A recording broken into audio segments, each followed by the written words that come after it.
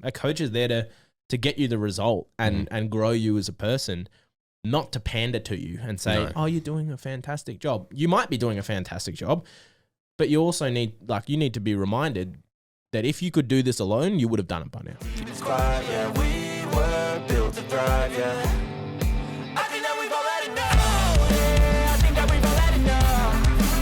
Welcome back to the Lionstone Podcast, everyone. I am your host, Patrick, and today I am joined by new co-host, Matt Lamborne. Reese is not here again today. He was on last week's episode purely because that was a very old episode recorded that we just hadn't uploaded. But he's actually practicing for the Egg and Spoon Race Championships. It's something that he's very, very big on. See, I heard he got the lead in the hit stage show Shrek. He looks like it. All they got to do is just paint him green. He's ready to go on stage. And that's bodybuilding for you. We're out of paint. We need more paint. He's that big. We need more paint. But yeah, what are we talking about today? Do you want to give people a rundown? We didn't really have a topic. We kind of thought about stuff last minute. No, we had a topic. We planned this out. And this is the thing, right? Every single time you're like, what are we going to talk about? I'm like, we're going to talk about whatever comes to the table, you know? Not coming on the table.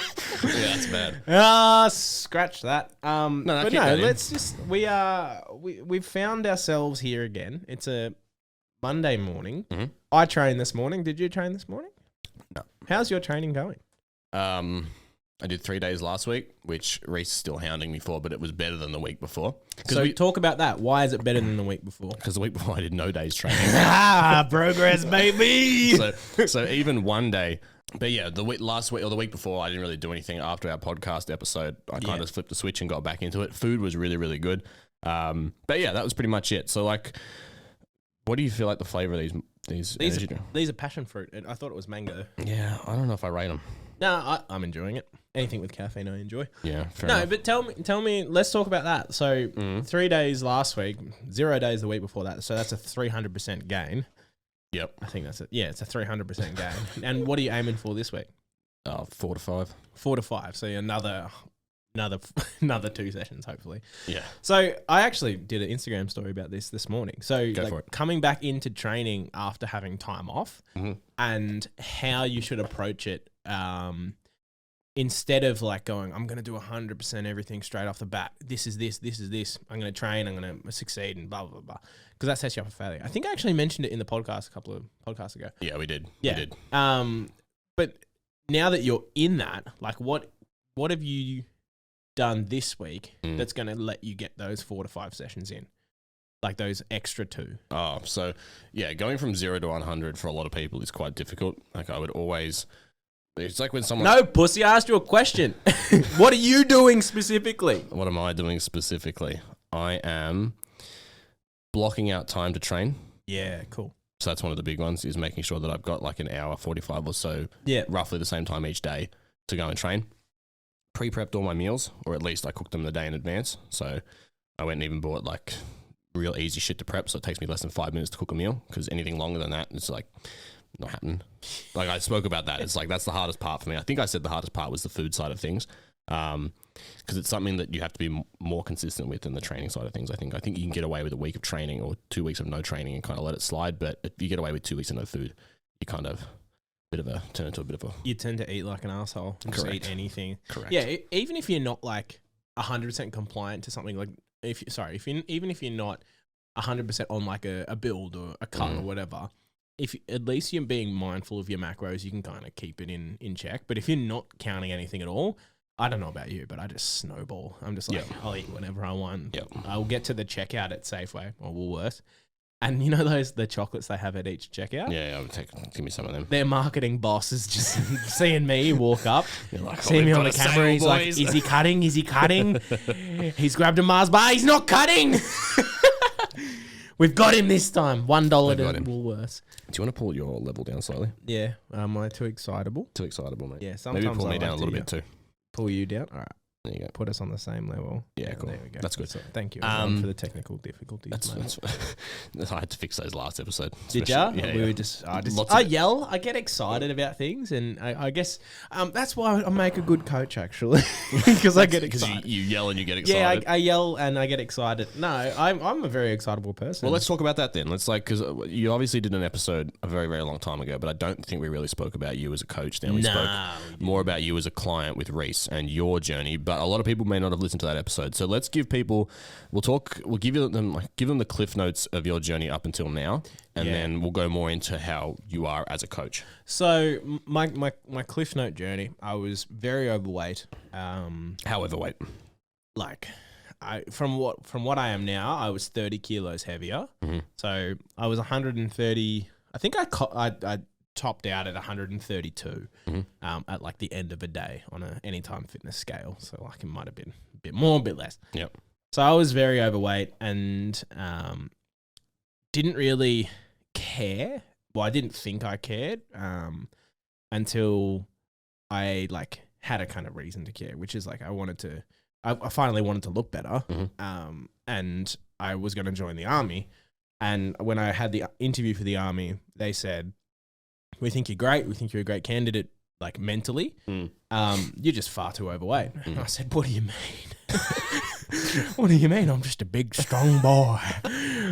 So because that's how I thought. Like I thought being big and strong was all that really mattered, when in reality in the army you're gonna have to do rucks where like you put like 40 kilos on your back, and if you're 130 kilos putting a 40 kilo ruck on your back, that's your knees are gonna snap. That's 170 kilos you're carrying around, and that's just not healthy on your joints. No. So do you think you were delusional to your weight at all? I don't think I was delusional. I was 100% delusional. Like I just would avoid situations that required me to show my body. So I wouldn't go swimming, I wouldn't go to the beach, all that kind of stuff.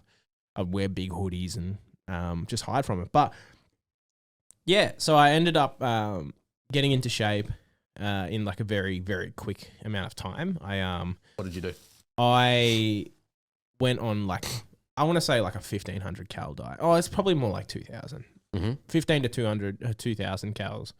And trained twice a day.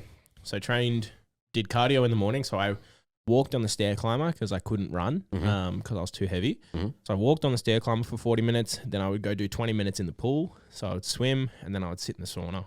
That doesn't burn fat, by the way, but it just makes you sweat out energy. Sorry, sweat out hydration. Goodbye, body. So I was doing that, and then I was coming back and doing weights in the evening. Okay. And yeah, I just was, that was 7 days a week. 2 months go by. I think I lost like 26 kilos in that time, which is a lot. Like a lot. In 8 weeks. It's an insane amount. That's an insane amount. I think it was 8 to 10 weeks, but I went back to the army and I said, "Hey, I lost a lot of weight. I'm 108 kilos now." And they're like, "That's good. You're not 100 kilos though. We need you to be 100. So I went back, and I was not too defeated. Because I think I knew deep down I wasn't going to join. So I went and lost the extra part. And in that time, I got an offer for something else. And I ended up taking that. And then from there, I kind of realized that I was living very delusional in the past with being overweight, and realized that life is actually a lot better when you're feeling better about yourself. Like if you're fueling yourself with good food, if you are treating yourself with respect. And when I say respect, I mean like going to the gym and looking after yourself. Yep. Life isn't nearly as bad. And like it still has its ebbs and flows or whatever. But I found that I was just like, maybe I don't have to run away. Maybe I don't have to go join the army to get into shape. Like I can just do whatever I want to do. So I worked a corporate job, and it wasn't for me in the end. And in that time, I was like, I felt so good during this transformation. I want to help other people do the same thing. So when I moved to Queensland, I ended up, which was 2019. Oh, no, 2020. Did my Cert 3 and 4, went and worked in a Good Life. That was fun. Talk to me about that. Talk to me about your time doing one-on-one stuff. One-on-one stuff, I never jerried with outside of the one-on-one sessions, if that makes sense. So like for me, when I was in them, like in training people, it was fun. I was like, yeah, this is cool. I get to like essentially obviously train people, but like have good conversations. Mm-hmm. But I just found like it just wasn't for me in the long run. Like I just didn't want to do it that way. I felt like there was too much that I couldn't influence from a one-on-one session. What do you mean? When I say influence, I mean if someone's got a serious goal, like they want to lose 30 kilos, like I did, going to a one-on-one session once a week was not going to help them get there. Mm-hmm. Like I could do all of the do their program, their like meal planning, nutrition, all that kind of stuff. But if I wasn't doing like check-ins, if I wasn't doing follow-ups, if I wasn't checking in on people, they would just go and do the one session and then they would just come back the next week and be like, cool, I'm checking a box. And I just didn't like it. And just like for what I wanted to do, which was help people lose weight, not so much help people get better at training, which is a part of it, but the overarching goal, I wanted to help people lose weight. Yep. And it just wasn't as efficient as online coaching. So at the time I was being coached by Reese, so I knew the power of being coached online. And I was like, this is the best thing that's ever happened to me in relation to the gym. So I chat to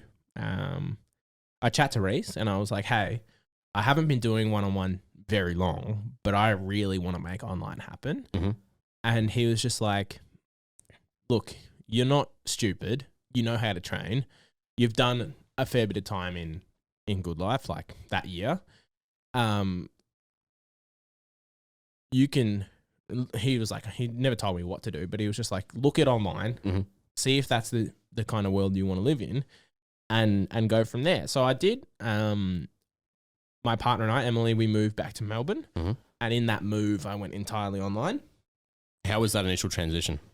It was really hard, man. Like, it was so hard. Like, building an online business is not easy. It is not easy at all. And I guess I can explain that a little bit as well. Like, I found it to have really, like, unfair expectations coming in because people I know in the industry, Lionstone, for example, they've got a lot of experience behind them, but also just, like, they've done a lot in terms of building a brand. Yeah. So like building a trusted brand was not easy for me because I was just like I had my testimonials and all that kind of stuff, but I just had no clear vision on who I was and why people should come to be coached by me. Because I thought I was just going to say, hey, I'm an online coach. And then I would have flooded emails of people being like, I want to come train with you. But unfortunately nowadays, everyone's an online coach. Everyone's a fucking online coach. Everyone's got a new whiz bang idea and it just didn't work that way. So that transition, I was slugging. Like Emily and I moved back into Melbourne, and we moved during lockdowns. So it was a lockdown, so there was no in-person gyms anyway. Yep. I was just posting content, had no idea about marketing, had no idea about anything, just putting stuff up there. And at the same time, I started Anime Straps Co. So Anime Straps Co is my alter ego. No, a lot of people don't know that. When we first did the episode back, when did we finish this? Probably like April. May? Yeah, I think it was April or March. Ages ago. April, but I got messages from clients. Like there was one client, your first international order to New Zealand. He was like, I listened to the podcast and I had no idea he owned Anime Straps Co. Really? Yeah. That's mint. Yeah. So Anime Straps Co. was in its fruition in that time. So during the lockdowns, because obviously I couldn't train people. There was people I was coaching online, my clients online. I spent that time building the straps, built that as a business. Let's talk about that real quick. Let's not real quick because there's a lot to unpack there in terms of why did you start Anime Straps Co? What was the biggest driver behind that? Man, I had an idea. I don't have my keys with me, but I have a keychain, right? And it's like a hand strap. With like an anime logo on it. And I was just like, you know what? I kind of have an idea to make a set of straps here with a similar kind of concept. And it was born out of just like a stupid idea. I said to Emily, I was like, I want to do this. It's probably going to cost a couple of grand. I'll make the first 100 myself. So I got my grandma and I ordered all the stuff in and sat down with her and my mum and got them to teach me how to sew. And yeah, so went through that process and made that because I was like, I know there's a lot of like, especially on TikTok, there's a lot of people who train who also like anime. Yeah. And anime for so long was like something people made fun of you of. Like I got bullied in high school for liking anime. Like it is what it is.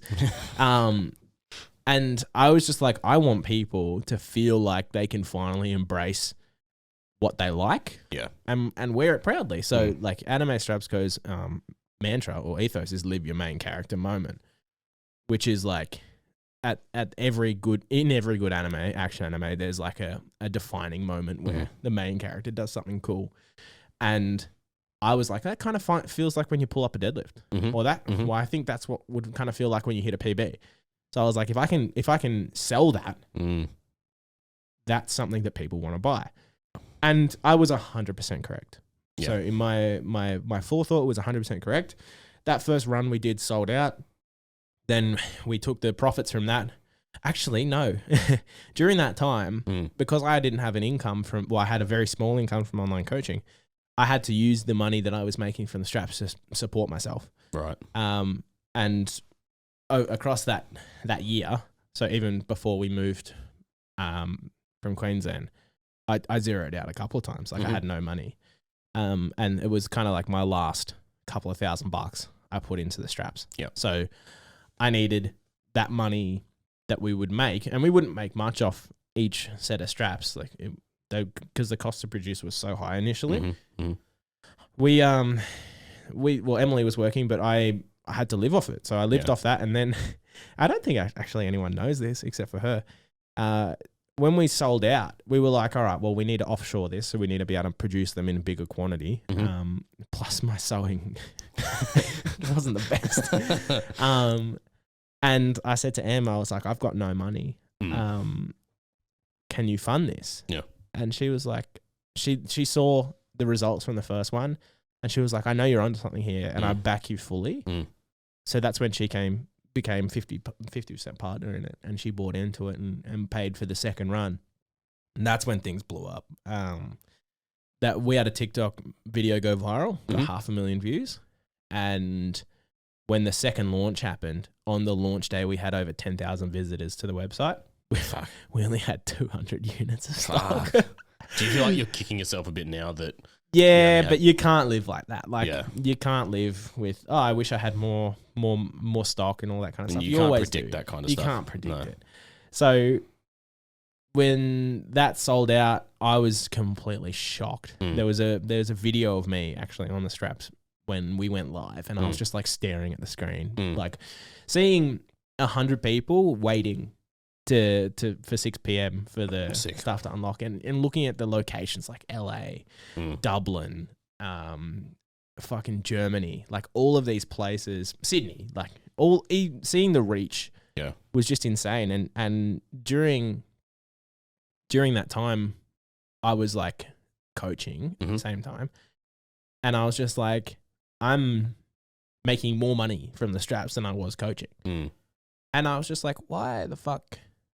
Like I'm torn. Like, why the fuck is one doing so well and one kind of wasn't? And then I kind of realized that even if it's a service, like coaching is a service, you need to understand your product and you need to sell something that people want to buy.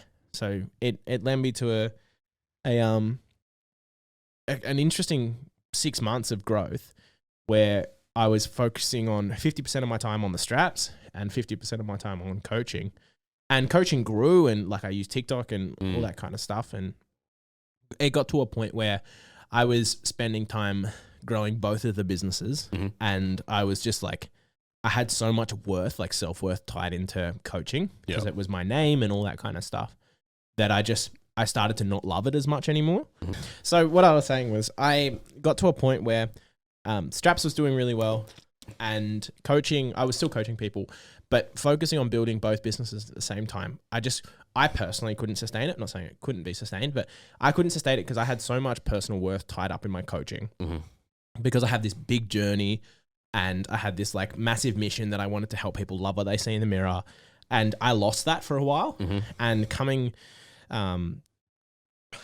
through with the straps and like having that make money, this paradox, I guess it's paradox, was like, one's making me more money, one's like not making me much. So I was about to ask you what, like in terms of you're making all this money at anime. Yeah. What kept you coaching? I think honestly, the thing that kept me coaching was I didn't want to fail in it. Okay. And that got me through like proving myself right. That got me through the couple of months there where I was just like, I don't love this as much as I used to. And I really wanted to love it more, but I was so focused on getting more clients. I was missing the time of actually coaching. Yeah. So like I spent more time trying to grow, market, and spent heaps of money on marketing and like trying to grow and grow and grow when I was missing what was right in front of me. And that was my clients. And so like I had a choice to make really. In the last couple of months, I was kind of like, I think I do want to coach. I think I really want to help people and I still feel passionate about that. But it's costing me money to not be focusing on the straps. Yeah. So I kind of had two options. I could either have gone all in on straps and stopped coaching and just like do that for what it was, or I could do both. And Reese and I had a conversation. I said, well, I really want to coach people. And I knew that deep down, even though if my feelings weren't 100% there at the time, I was like, I know I want to help people. The straps, if I have the time to build the business, if I wasn't building two, it would grow at the same rate that it's growing. Yeah. So I said to him, I was like, and before I could even finish, he was like, you want an interview?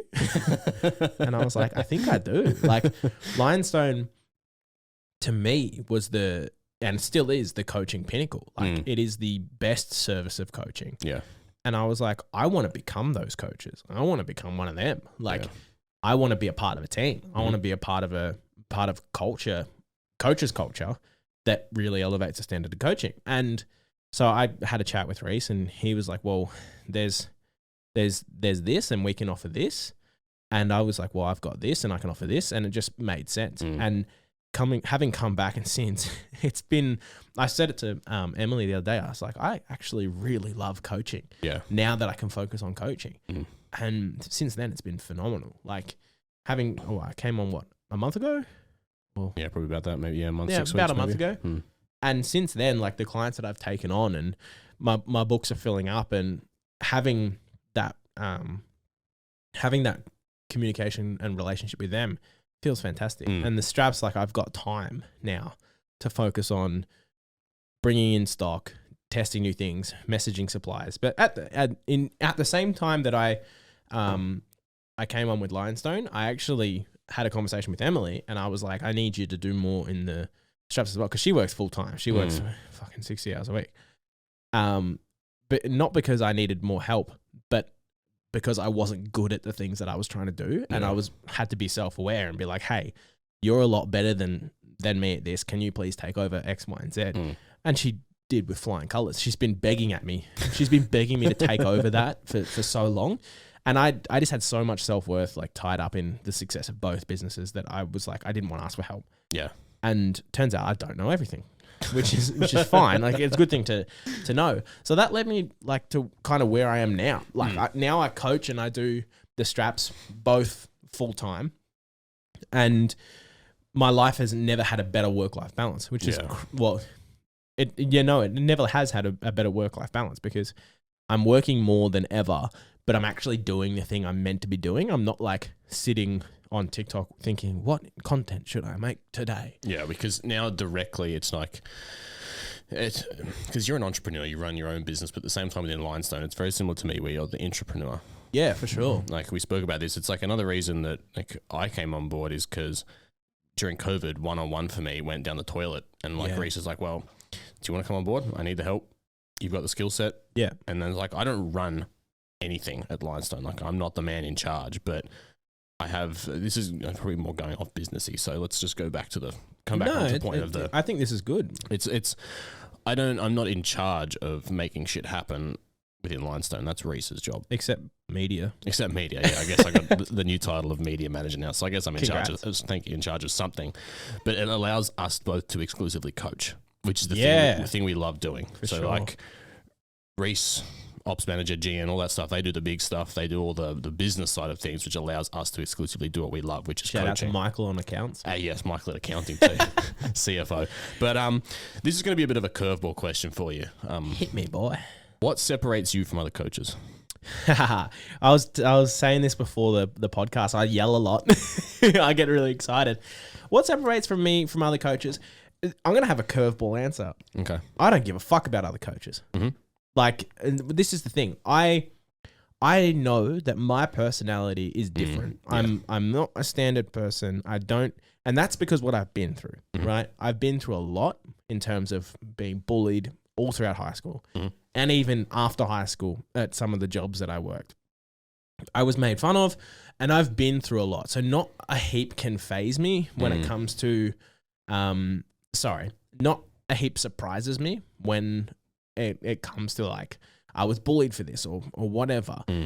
And it just built this massive understanding for what it's like to be self-conscious. Now, I channel that through everything that I do.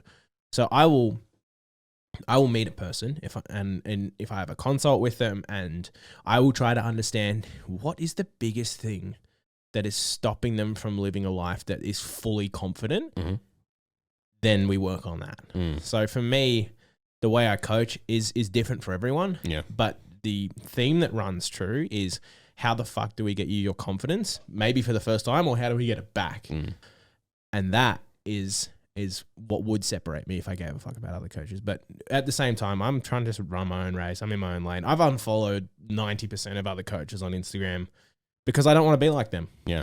Yeah. I think the biggest thing. I think that's a lot of things that people look for when they come into coaching too. It's like, you and I have polar opposite personalities, but it's like, you're the loud and outgoing one. I am the... You can be loud and outgoing sometimes. Sometimes, but very, very rarely it happens. But I think that's the thing that people look at when they go to coaches nowadays. It's like, obviously the education side of things too, but you want a coach that you gel well with, regardless of whether you respond to them being direct with you or more supportive. Like, you want someone that you can feel like you can be comfortable to talk to and gel well with. So yeah, that's what if I had to give you an answer, it would be your personality. Thanks, Matt. I appreciate that. Especially when we're on camera. Fuck, I'll take a compliment any day of the week, my boy. I don't hand them out often, but like, in terms of where do you see yourself in terms of like coaching in the next few years? Like, in terms of how you want to be as a coach?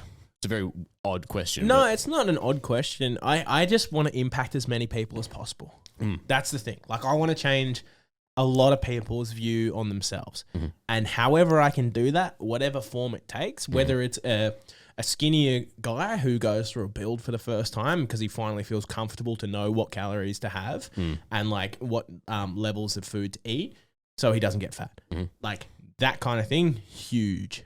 If it's helping a girl who finally wants to fit into a little black dress, like that kind of stuff, for me, that's what I care the most about. So in the next couple of years, like, I want to grow my brand inside Lionstone and grow us as a brand. But at the same time, I have, just like you have media manager here, I'm working on a lot of stuff here as well. So improving the client journey in Lionstone is something that I'm really passionate about as well. So like, as a coach, I have a background in IT, which is an interesting crossover. But building a better experience for all the clients at Lionstone kind of ties into my coaching ethos. I just want to be better. Like, I want us to be better. I want to be the best first and foremost, but I just want to help as many people as I can finally get that fucking confidence back, because life is so much better when you are feeling confident. And if you don't feel like you have confidence inside you, you fucking do. You're just not being given the opportunity or the permission. Like, you're not giving yourself permission to actually fucking live it. Yeah, terrific. Mic fucking drop, bitch. That can be your clip of the podcast right there. So going back to your early days of when you're at 132 kilos or whatever it was, boy. What do you feel like you needed to... Well, let's say for example, there's someone that's there now. What do you feel like they need to hear to get them moving in the right direction? Or what could... Because obviously you took the very extreme approach, which... You and I both agree it probably wouldn't recommend to someone, because... I wouldn't recommend doing it alone. No, okay. Like, I wouldn't recommend the extreme approach doing it alone. If you're 130 kilos and you are the same as me, you have a health issue and you need to sort that out now. Yeah, the people around you love you and support you.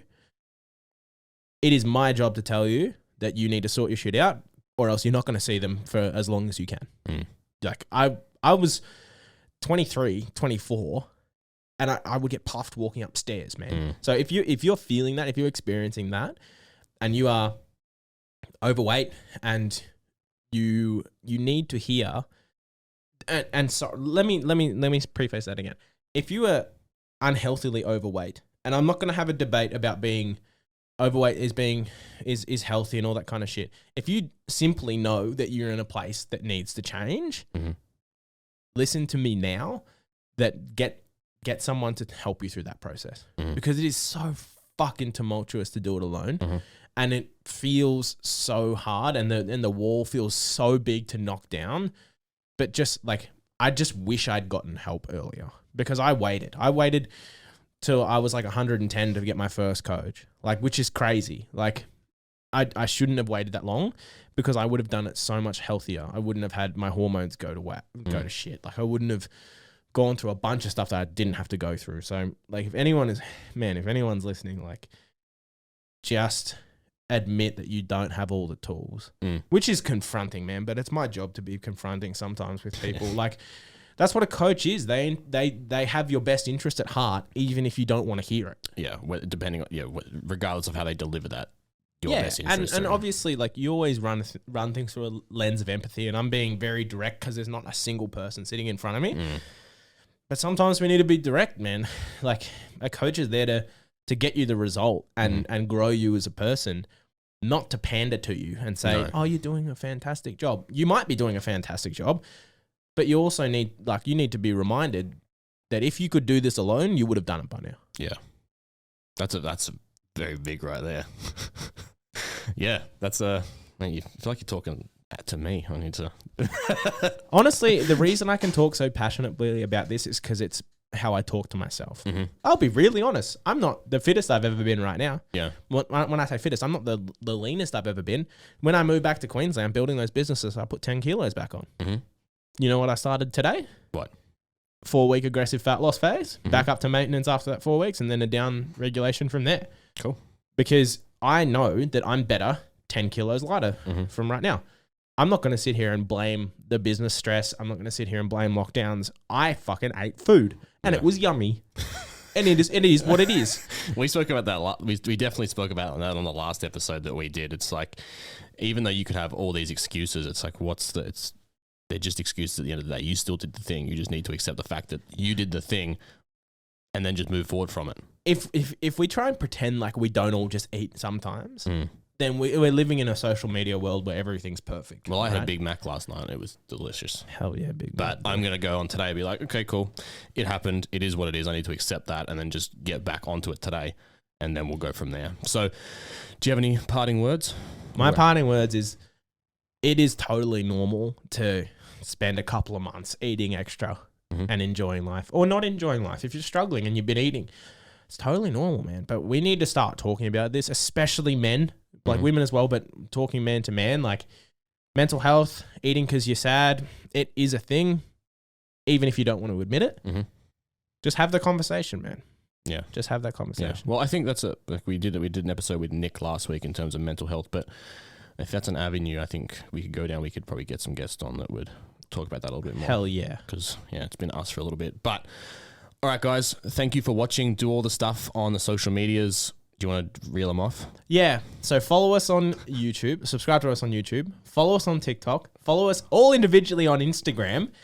Comment, like, subscribe, follow, share. 5-star rating. 5-star rating. Thank you. See you guys next week. See you guys next week.